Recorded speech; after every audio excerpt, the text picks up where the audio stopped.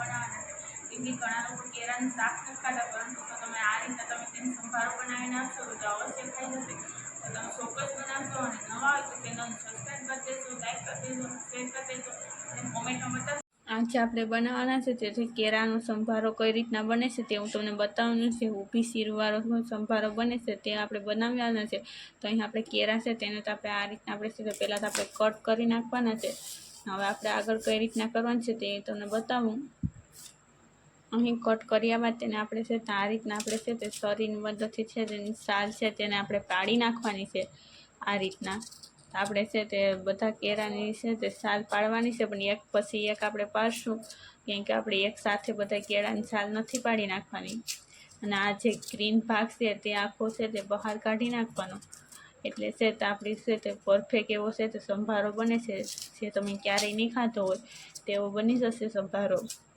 કેમ કે તમે પોપિયાનો સંભારો છે તે તો બને છે, મરચાંનો બને છે, પણ જો આ કેળાનો સંભારો નહીં ખાતો હોય, કેમ કે આ રીતના બનાવશો તો બધા લોકો જે કેળાનું શાક નથી ખાતા તે પણ પરંતુ તેના સંભારા સાથે તો હવે છે રોટલી છે તેની સાથે ખાશે, પરોઠા સાથે પણ।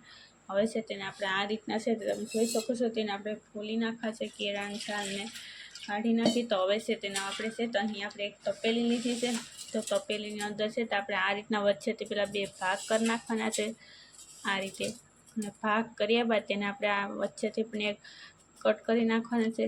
અને પછી છે તેને આપણે આ રીતના આપણે છે હાવ આછા છે તેને આપણે સમારી નાખવાના છે, આ રીતના ઊભી શીર કરવાની છે, વચ્ચેથી કોઈ પણ પ્રકારની કટ નથી કરવાની। અને આ રીતના આપણે બનાવી નાખીએ। પહેલાં તો બધી કેળાને ખોલી અને આપણે છાલ પાડી નાખશું, અને આ રીતના આપણે કટ કરી નાખીએ બધી કેળાને।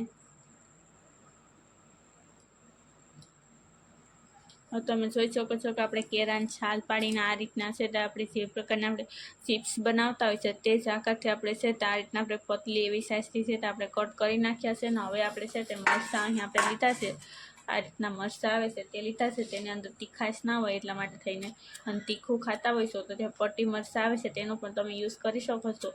તો હવે તેને આપણે આ રીતના છે તેને આપણે કટ કરી નાખવાના છે વચ્ચેથી પહેલાં તો, અને આપણે તેને કટ કર્યા બાદ તેને આપણે છે તો આ રીતના જ આપણે છે તેને સમારી નાખવાના છે। જે રીતના આપણે કેળાને જે સમારેલા છે તે જ રીતે આપણે આ સમારી નાખીએ મરચાંને પણ, એટલે છે તે આપણે સંભારો એકદમ ટેસ્ટી એવો બની જાય।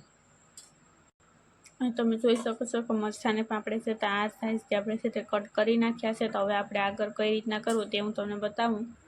અહીં તમે જોઈ શકો છો કે આપણે ગેસ ચાલુ કરીને ત્યાં કુકર મૂકી દીધું છે, તો તેની અંદર આપણે તેલ નાખી દઈએ આ રીતે। તેલ આપણે છે તે 3 થી 4 પાવડા જેટલું, 3 થી 4 ચમચા જેટલું આપણે તેલ તેની અંદર નાખવાનું છે, એટલે છે તે આપણું છે તે એકદમ પરફેક્ટ એવો છે તે સંભારો સડી શકે। એટલા માટે તેલ આમાં વધારે જોઈએ છે થોડું, જેથી કરીને આપણું સંભારો એકદમ ટેસ્ટી બની જાય એટલા માટે, અને આસાનીથી સડી શકે। આની અંદર પાણી આપણે નથી નાખવાનું, એટલે અહીં આપણે છે તો 4 ચમચી જેટલું આપણે છે તેલ નાખી દીધું છે। હવે તેને ગરમ થવા દઈએ। હવે આપણું તેલ ગરમ થઈ ગયું છે તો તેની અંદર આપણે છે તો અડધી ચમચી જેટલી આપણે રાઈ એડ કરવાની છે, અને રાઈને આપણે કકડવા દેવાની છે। તો રાઈ આપણે કકડી જાય એટલે પછી તેની અંદર આપણે કઈ વસ્તુ નાખવાની છે તે પણ હું તમને બતાવી દઈશ।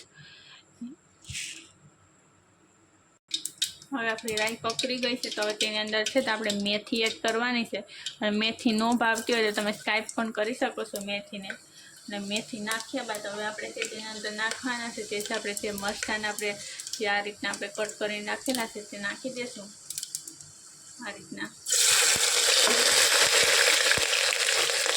મરચાં નાખ્યા બાદ તેને આ રીતના હલાવી નાખવાના છે, અને તે હલાવ્યા બાદ હવે તેની અંદર આપણે નાખવાનું છે તે છે આપણે છે તે હિંગ આવે છે તે નાખી દઈશું। કેમ કે તે આપણે છે સાદી નથી નાખવાની, અડધી ચમચી જેટલી આપણે હિંગ નાખવાની છે, અને હિંગ નાખ્યા બાદ હવે છે તેની અંદર આપણે કેળા નાખી દેવાના છે। ગેસને આપણે સ્લો કરી દઈએ પહેલાં તો।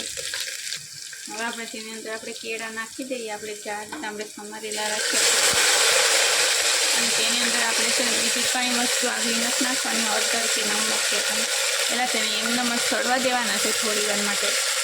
કેમ કે આપણે પાણીમાં આપણે છે તો આ રીતના આપણે ધોઈને પછી નાખવાના, એટલે છે તેની અંદર છે તે પાણી આપણે છે તે નાખવું ના પડે એટલા માટે થઈને। હવે તમે જોઈ શકો છો કે આપણે છે તે કેળા છે તેને અંદર નાખી દીધા છે, તો હવે છે તેને આપણે છે તે સારી રીતના મિક્સ કરી લઈશું અને ગેસને હવે આપણે હાઈ કરી દઈશું એટલે વેલા સડી થશે. આ રીતના આપણે હલાવીશું એટલે છે તે મરચાં ને મેથી ને રાઈ ને બધી એટલે પરફેક્ટ છે તે કેળા સાથે મેચ થઈ જાય અને થોડી વાર માટે આપણે હલાવશું એટલે છે તે અડકસરા છે તે સડી જશે અને પછી જ આપણે તેની અંદર મસાલો નાખશું, હળદર ને મીઠું ને. બાકી છે તે હળદર ને મીઠું છે તે બળી જાય છે એટલા માટે થઈને આપણે થોડી વાર રહીને પછી નાખી દઈશું.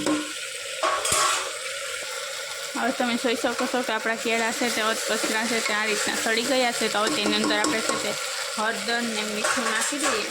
આપણે હળદર છે તેની અંદર આપણે છે તે છાશી નથી નાખવાની, પરંતુ આપણે અડધી ચમચી જેટલી આપણે હળદર નાખવાની છે આ રીતે. અને હળદર નાખ્યા બાદ હવે આપણે તેની અંદર નાખવાનું છે તે આપણે મીઠું નાખવાનું છે. પણ મીઠું છે તે આપણે સ્વાદ અનુસાર નાખવાનું છે.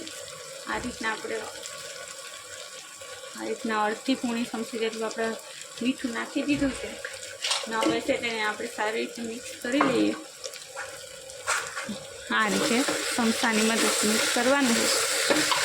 અને હવે છે તેને આપણે છે ઢક્કણને પેક કરી દઈશું, કેમ કે આપણે કુકરમાં બનાવ્યું છે એટલે ફટાફટ સડી જશે. ઢક્કણ પેક કરી દઈએ.